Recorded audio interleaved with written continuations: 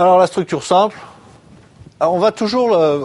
voilà la méthode d'analyse des structures organisationnelles qui est présentée par Mintzberg. Pour chaque type de structure, il décrit le mécanisme de coordination principal, la partie clé de l'organisation, celle qui prend le pouvoir, le principal paramètre de conception et les facteurs de contingence. Et donc c'est très très intéressant puisque en fonction du repérage de ces quatre caractéristiques, eh bien on peut déjà qualifier la structure organisationnelle. Alors, dans la structure simple, mécanisme de coordination principale, la supervision directe, c'est normal.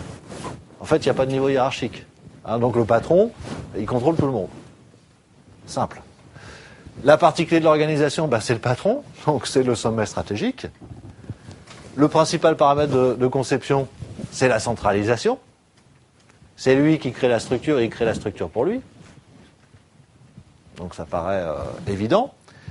Et les facteurs de contingence, c'est quoi? Pourquoi c'est comme ça? Eh bien parce que l'entreprise est jeune, parce que l'entreprise est de petite taille, parce qu'elle travaille comme elle est petite forcément avec un système technique qui est peu sophistiqué, et parce que le plus souvent son environnement à cette entreprise est simple, même si parfois cette simplicité s'accompagne d'un grand dynamisme, c'est-à-dire qu'il y a un changement dans le...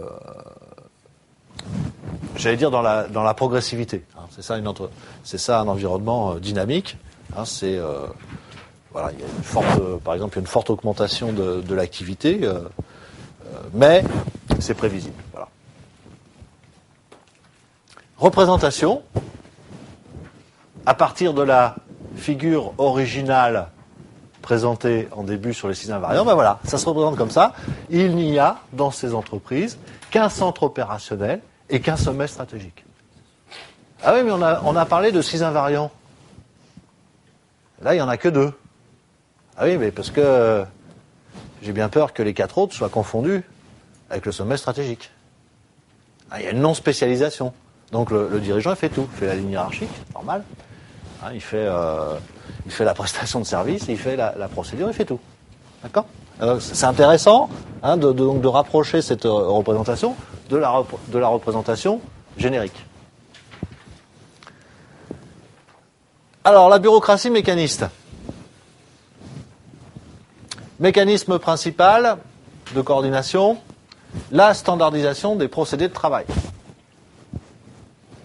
Tiens, ça nous rappelle l'entreprise taylorienne. Eh oui, l'entreprise taylorienne est une bureaucratie mécaniste. Donc, comme le mécanisme de coordination, c'est les procédés, qui définit les procédés standards? C'est la technostructure. Donc la partie dominante de l'organisation, c'est la technostructure. Ce sont les gens qui fixent les procédures. Quels sont les paramètres de conception à prendre en compte pour élaborer la structure? La formalisation des comportements, une grande spécialisation horizontale et verticale du travail, le regroupement par fonction. On va mettre, par exemple, toutes les opérations d'assemblage, donc tous les assembleurs au même endroit dans l'entreprise, dans des unités de grande taille. C'est vraiment la caractéristique de l'entreprise taylorienne. Centralisation, idem, et planification de l'action. Quels sont les facteurs de contingence qui expliquent que l'entreprise devienne une bureaucratie mécaniste? La bureaucratisation, on a dit, dans la théorie de la contingence, elle est l'apanage de l'âge et de la taille. Donc, ce sont des organisations âgées et de grande taille. Un système technique de masse, produire en masse. Pourquoi? C'est très important par rapport à ces caractéristiques. Eh bien, parce que la production en masse, elle vise des économies d'échelle, donc des règles organisationnelles, des reins que chacun doit respecter. D'accord ? L'environnement est simple, stable et homogène. Comment je sais ça? Eh bien, tout simplement parce qu'il y a une planification de l'action. Si je suis capable de dire, voilà, mes objectifs de production, ils sont déterminés aujourd'hui jusqu'à la fin de l'année 2012, évidemment, ce qui est donc une opération de planification. Et donc, évidemment, je suis dans un environnement qui est relativement simple. Et souvent, c'est parce qu'il y a aussi un fort contrôle externe, c'est-à-dire qu'il y a une entité ou un ensemble d'entités dans l'environnement qui sont de nature à contraindre très très fort l'entreprise. Voilà donc pour la bureaucratie mécanisme qui, encore une fois, est totalement assimilable à l'entreprise taylorienne. Alors voilà comment on peut représenter cette bureaucratie mécaniste. Alors avec une petite... donc ça ressemble très très fort à la représentation du départ. Personnellement, j'aurais plutôt minimisé les fonctions de support logistique. C'est-à-dire que cette partie-là me paraît, dans la représentation, un petit peu excessive. Par contre, remarquez bien qu'on a un corps central qui est très large et très haut, qui montre donc bien la division verticale du travail et l'importance de la ligne hiérarchique. Ça, c'est extrêmement caractéristique des bureaucraties mécanistes. Donc voilà, petit bémol sur le développement des activités de support logistique. Alors, à côté de la bureaucratie mécaniste, il y a ce que Mintzberg appelle la bureaucratie professionnelle. Et au-delà du terme commun de bureaucratie, en fait, ça désigne des entreprises qui sont très très différentes. Mécanisme de coordination principal dans la bureaucratie mécaniste. Cette fois-ci, c'est plus la standardisation des procédés, c'est la standardisation des qualifications. Donc, on essaye d'avoir des gens qui sont tous formés de la même manière, pour s'assurer d'un comportement standard. Donc, la partie clé de l'organisation, c'est le centre opérationnel, parce qu'il y a deux types en fait de bureaucratie professionnelle. Donc, ça peut être le centre opérationnel, mais ça peut être aussi les fonctions de support logistique. Alors, ça veut dire de toute façon que ces deux parties dominent. Dans certains cas, c'est le centre opérationnel, dans d'autres, c'est les fonctions de support logistique. Les principaux paramètres de conception de ces bureaucraties, c'est la formation et la socialisation. D'accord ? Donc ça va de pair quand même avec la standardisation des qualifications. C'est une grande spécialisation horizontale du travail. Cette spécialisation horizontale du travail, elle n'est pas à confondre avec la spécialisation taylorienne. C'est-à-dire qu'on a la base opérationnelle de l'entreprise est composée de spécialistes. D'accord ? C'est pas leur tâche qui est spécialisée, c'est leur activité globalement qui est spécialisée. Facteurs de contingence les plus fréquents rencontrés dans ce type de bureaucratie, système technique non sophistiqué, mais par contre, l'environnement est extrêmement complexe, ce qui nécessite d'ailleurs l'introduction de nombreux spécialistes. Alors voilà comment se représente une bureaucratie professionnelle.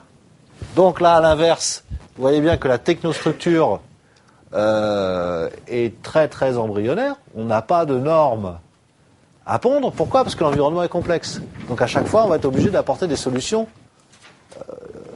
originales par rapport à l'environnement. Domination donc de la fonction de support logistique qui se trouve hypertrophiée et surtout du centre opérationnel. On élargit la base pour bien montrer que c'est très très, très important. Ce sont des entreprises qui sont faiblement verticalisées, quand vous voyez la faible épaisseur de l'espace réservé à la ligne hiérarchique et où le sommet stratégique n'a pas non plus une importance considérable. Ça veut dire que les compétences, elles sont là. Les compétences essentielles de l'entreprise sont là. Alors, on retrouve ça dans des activités de haute technologie, par exemple. On retrouve beaucoup de ce genre d'organisation. Partout, on a besoin de très grosses compétences, ce qui veut dire que les opérationnels, ce ne sont pas des ouvriers. Les opérationnels, ce sont des ingénieurs.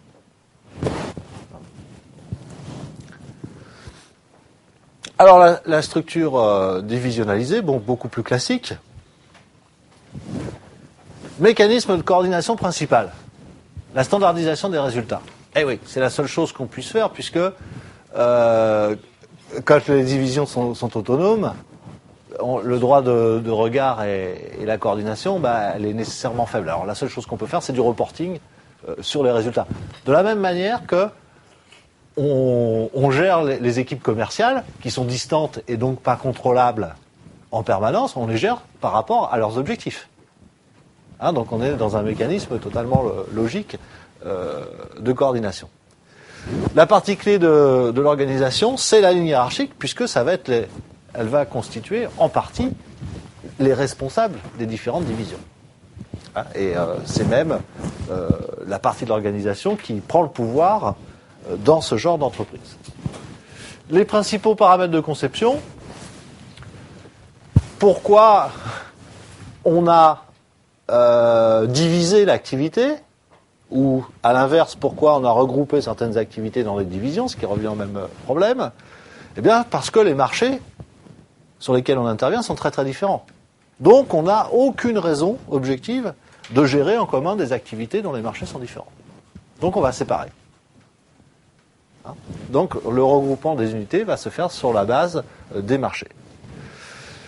On va avoir un système de contrôle des performances. Je vous parlais tout à l'heure du reporting. Et là, vous allez tout de suite voir dans ce type d'organisation que le système d'information de gestion prend une importance capitale et que souvent, les ajustements vont se faire du comportement entre les différentes parties de l'organisation, vont se faire en fonction de systèmes d'information de gestion.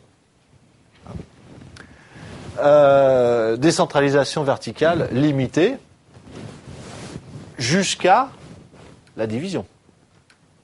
C'est-à-dire, l'organisation est très centralisée, les divisions, elles, sont autonomes, sont donc décentralisées, mais à l'intérieur des divisions, ça redevient extrêmement centralisé. C'est la garantie du pouvoir, du cadre, qui tient la division. Lui, il demande de l'autonomie, mais derrière, pour asseoir son pouvoir, il est plutôt centralisateur sur sa propre organisation. Quels sont les facteurs de contingence? Organisation âgée, de grande taille. Environnement hétérogène, eh bien oui, puisque autrement il n'y a pas de nécessité d'introduire les divisions. Et quand on dit environnement hétérogène, c'est généralement des marchés abordés qui ne fonctionnent pas du tout de la même manière. Alors regardez comment on peut représenter, là aussi c'est intéressant, ces structures divisionnelles. Donc on a un sommet stratégique qui est quand même d'une certaine taille. On voit que la ligne hiérarchique, elle élargit considérablement le corps de la représentation. Donc on est plus presque dans la pyramide. Donc cette largeur au centre de la représentation montre l'importance de la ligne hiérarchique. Et ce qui est intéressant, c'est de constater que chaque division fonctionne comme une organisation à part entière, avec une duplication des invariants dans chaque division. Donc, domination de la ligne hiérarchique et ensuite constitution de divisions autonomes. Alors, en ce qui concerne le support logistique, eh oui, il est nécessairement très important. Pourquoi ? Bien tout simplement parce que un service juridique, par exemple, on ne va pas s'amuser à le dupliquer dans chaque division. Ce serait bien trop coûteux. Donc, on a un service juridique centralisé qui va intervenir comme prestataire de service auprès de chaque division pour les problèmes juridiques rencontrés. Par contre, la technostructure, elle est quasiment inexistante. Pourquoi ? Parce qu'il y a autonomie des divisions. Donc, on ne va pas mettre une procédure centralisée qui va s'appliquer à chaque division autonome. Par contre, à l'intérieur de chaque division, on peut retrouver une technostructure très très puissante. Parce que l'activité de la division va nécessiter effectivement l'adoption de procédures originales. Donc là, on voit centralisation, décentralisation en fonction des activités. L'adhocratie, maintenant,